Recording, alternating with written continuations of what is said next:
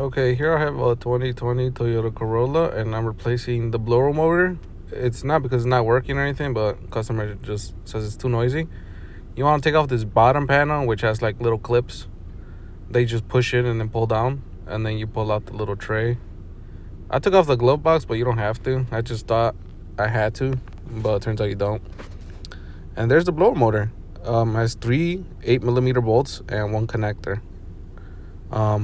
And then it just pulls down. You don't have to twist it or anything, but it's this bolt right here. All right, this one to the side, and then this back one right there. And I was able to do it all with my little electric ratchet. Again, like I said, 8mm with a little extension on it. And it took me like 15 minutes.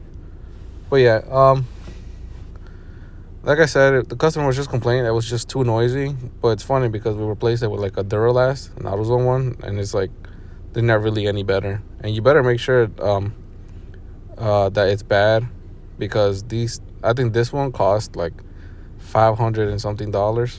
So it's super pricey.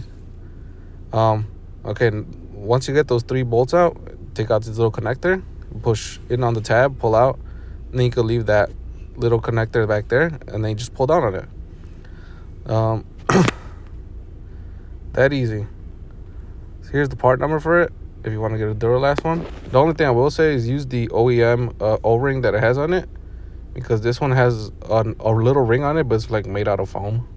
So take out the original one and reuse it, because it's way better. And then when you put it back in, just make sure that it goes in correctly, because it has this little tab up there that has to fit in.